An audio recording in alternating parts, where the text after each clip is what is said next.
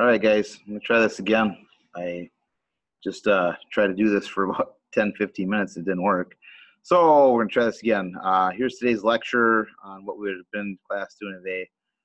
I'm here, so is Anders. Say hi. All right, so Anders, you can leave now. So we're gonna just talk today a little bit about glacial movement, and continue a little bit off from where we left off the other day when we were actually in class. You guys have obviously these notes in this definition: the mass of ice and snow on land with the ability to flow under its own power. Glaciers will go through hundreds of thousands of years of accumulation, compaction, recrystallization. Certainly gravity and slope do play a role, okay, in glaciers' ability to move. We're going to talk a little bit about glacial movement, right? Currently only about 10% of Earth's surface is covered with glaciers. Mostly these are continental ice sheets, polar ice caps. These are the large-scale glaciers. Okay. All right, Anders, I need you to stop. All right. And in the last 100,000 years, up to 3 times as much has been covered. There's sort of idea of glacial and interglacial periods. We're currently in an interglacial period or non-ice age era in Earth's history. But there have been several other times where we've experienced ice ages. This is an image that we showed the other day. Where is most of the glacial coverage on our planet? Greenland. It's not so greened. And then the Antarctica covered by glaciers, right? That's where most of the 10% accounts for. Before we kind of get into glacial movement, let's just talk a little bit about the role that glaciers play in cycles. First off, the water cycle. They lock up and control water through the atmosphere's surface and below ground. You got more glaciers, you got more ice, you got water that's not liquid, it's locked up in ice. So the consequence is that sea level will rise or fall according to glacial and interglacial periods. We're experiencing interglacial periods, so sea levels rise, and during a glacial period, sea levels are going to fall. Currently, with climate change, though, the interesting part about it is that with as much glacial ice loss as that's taking place right now, sea levels have been on the rise, not just due to natural forcings, but at an increased rate. And predictions can show up to, it could be upwards of 1 to even 2 meter sea level rise. Now, 1 or 2 meters level and sea level rise might not seem like that much, but reality is that what does that equate to? It equates to roughly half of the world's population that exists along coastlines being underwater. Most of the world's largest cities are located along coastlines. So in the next couple hundred years, we could be facing one of the largest mass exodus or mass immigrations of peoples, being that half of the world's population might be displaced. Glaciers also play a role in the rock cycle. Glaciers move, they're dynamic. They're not just this big ice cube that sits in the ground. They transport, they obviously erode, transport, deposit, accumulate, and break down rock and sediment. Think of really glaciers in a lot of ways as a river of rock. They contain a humongous amount of rock and material that is going to be incorporated into the glacier and move through the glacier. So now, getting to that, let's move a little bit into how glaciers move. Now, this diagram here is, we're looking mostly at glacial characteristics that are associated with like continental glaciers, or what are also called ice caps sometimes. So these are sort of large scale glaciers. A little less of an application, we're talking about alpine glaciers, and you'll learn more about alpine glaciers in the near future. But some things going on here that we want to talk about, some vocabulary. I would suggest maybe to pause the video a little bit, maybe take some time to sort of sketch what I have on here on the screen, and then you can sort of listen as I'm talking through these different words and terms. So just to sort of orient yourself to what we're looking at, sort of imagine maybe the last glacial period. Here's sort of northern reaches of North America or the North Pole. And we're looking at the glacier in cross-sectional view. So this is the rocky part of Earth here. Here's North America, and the glacier is sort of moving southerly over that direction. Or if you want to visualize, we're looking at Antarctica, and we're looking at sort of this cross-sectional view of through the South Pole. So here's the zone of accumulation, right? Here's the margin of the glaciers, right? The margin of the glacier. And this is that bubble that we're looking at on that next screen that we're going to go back to. So the zone of accumulation or accumulation zone is an area of net gain. The name sort of gives it away. This is where we see, snow collecting, compacting, forming ice. And in the accumulation zone, what we're going to see internally to the glacier is net downward flow within the body of the glacier as this snow and ice compacts and forms the body of the glacier. Then as you sort of move away or move further down, what we'll see at what are called the equilibrium or what's called the Föhn line, also known as the snow line a lot of times. So if any of you guys have ever been to any mountainous regions and at certain elevations, no matter what time of the calendar year, there's ultimately this sort of snow line, right? Same kind of idea on these large scale glaciers. There's this area above where permanently 12 months of the year, there's always going to be temperatures that are hosting the ability to have snow and accumulation. Now, at the equilibrium line or the Föhn line, what we see in internal flow is it's going to be horizontal. And then, glaciers they're made of ice, right? Ice is a solid, it's a plastic, if you will. It's got some ability to move and bend like a liquid does, but it still has solid properties. Imagine if you dump a 5-gallon bucket of water down, what's going to happen, right? That water is going to hit the surface and it's going to splash up and away. Okay? So as we look at these flow lines that we're seeing at the ablation zone, and ablation means it's also sometimes called the zone of wastage, we have net loss. Okay? We actually have upward flow within the body of the glacier taking place at the ablation zone. And the ablation zone is at the margins of the glacier. Okay? So the ablation zone is at the margins of the glacier.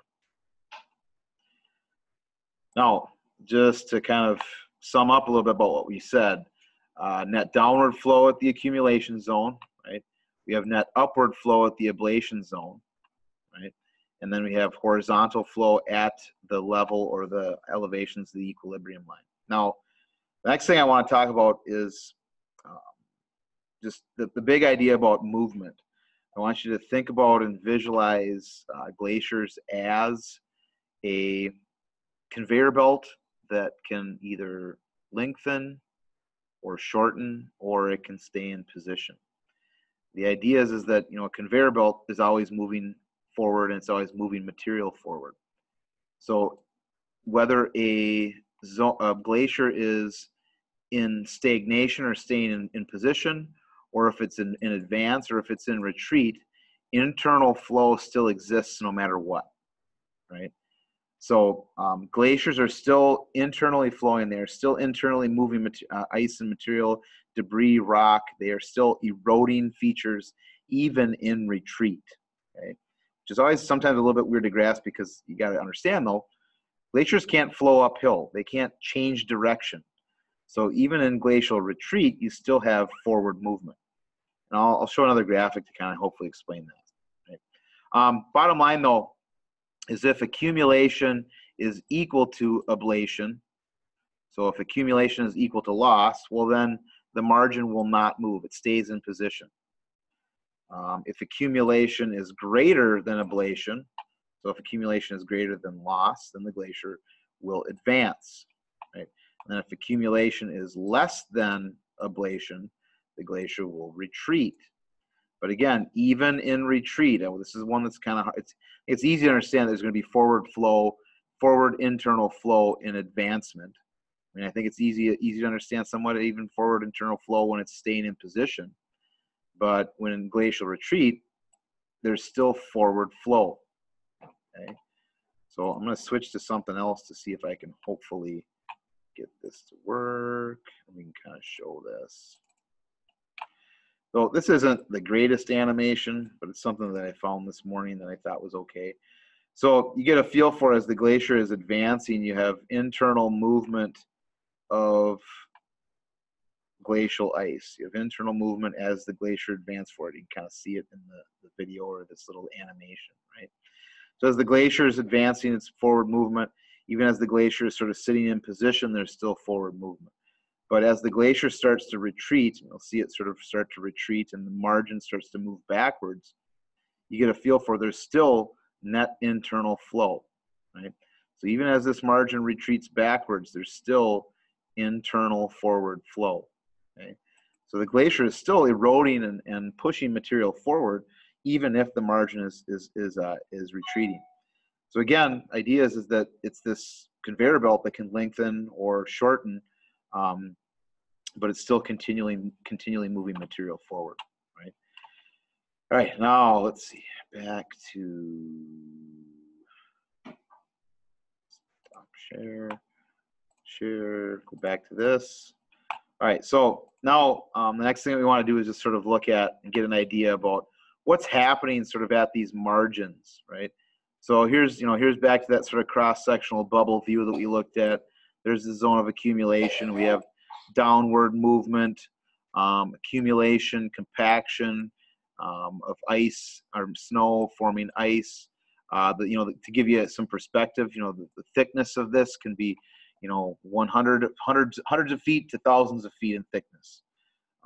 So it can be quite expansive. These are continental size entities. So here's, Earth and cross-sectional view. Again, if you're thinking, we're visualizing maybe this is the South Pole and the Antarctic ice shelf, or the North Pole during the last ice age.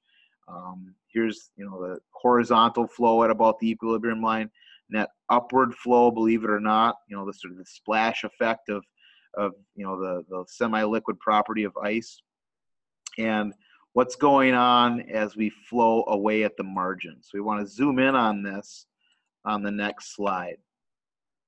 Okay. So again, kind of a lot going on this slide. I'm going to kind of, again, I'd recommend maybe sketching a little bit, pausing the video, sketching, and then sort of listening and watching.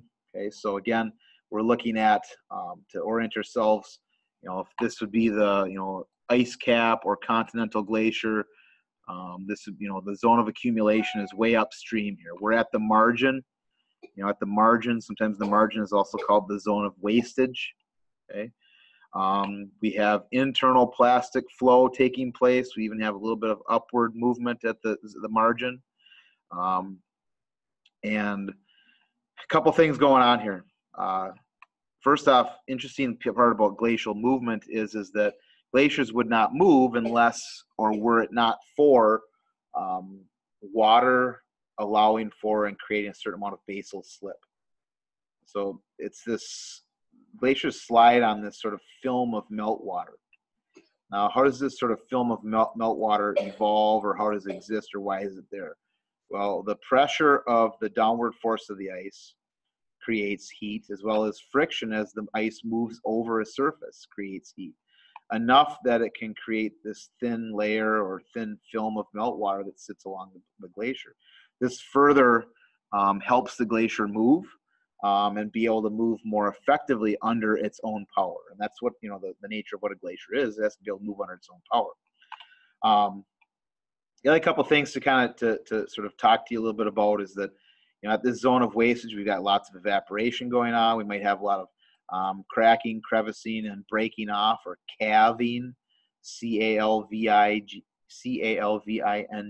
calving of icebergs or glaciers, chunks of glacial ice, calving events, off of the Greenland glacier that end up in the ocean and end up being icebergs. You'll have a lot of meltwater runoff along the perimeter of this zone of wastage, and this meltwater runoff can become a depositional force that we'll talk more about, what's going on along these, what's called outwash plain and depositional features that are along the outwash plain. And then the last thing I want to talk about is, you can't think of glaciers as this sort of glass-like surface, this ice cube. The surface of a glacier is usually defined by what's called the zone of fracture. This could be, tens of feet in thickness, or it could be hundreds of feet in thickness. The surface of a glacier, these are continental scale entities, is not this perfectly featureless ice skating rink by any means. The zone of fracture allows for a heavy amount, it itself will have melting going on. A lot of times, even if they're in certain glaciers, if there's enough rock and sediment and debris and soil that builds up, you'll see trees and things like that I'm sorry, not trees, but plants and plant and vegetation growing on the surface of a glacier, believe it or not. There's also a heavy amount of water infiltration that can take place from the zone of fracture that contributes water to the base that allows for continued basal slip. Okay. All right. Then let's switch back to this. We'll have some more discussion about this, but again, the idea about how glaciers move, now kind of small here, but glacial ice movement, ice is moving as a plastic. It's got fluid-like properties, but the bedrock base has an effect on slowing glacial ice movement along the base because of a certain amount of frictional resistance. Okay, so frictional resistance causes ice to move differentially. We have internal flow, but the stuff that's at the surface that isn't experiencing as much frictional resistance is going to move faster than that of the stuff that's at the base. To go along with that, same idea, if we're looking at this as sort of a top view, glaciers move more quickly towards the central column of the moving body of ice than they would at the perimeter, because again, the perimeter is interacting with bedrock or material along the valley through which it moves. So we have friction playing a role in creating water for basal slip, but also friction playing a role in affecting the rate at which glaciers can move along their edges, their base, the base or the perimeter of the glacier. Right? Okay, then we'll switch back and wrap this up for today. So last slide, this just sort of shows, the last glacial period in North America, the last ice age. Here's North Pole. So here's the large-scale continental glacier that covered much of North America. Here's Minnesota right here. Okay. Here's sort of the zone of accumulation on this last continental glacier, and we have movement away from that zone of accumulation. And then here's the perimeter. That would be the zone of ablation or wastage, and you can see that the edge of the last glacial period invades pretty deeply into the Mississippi River Valley and pretty deeply into the United States. Okay, and we'll get to ending up talking a little bit about what are some of the features that we experience within this region of the United States because of this last glacial period. All right, guys, that wraps up for today. Thanks, guys. We'll see you tomorrow.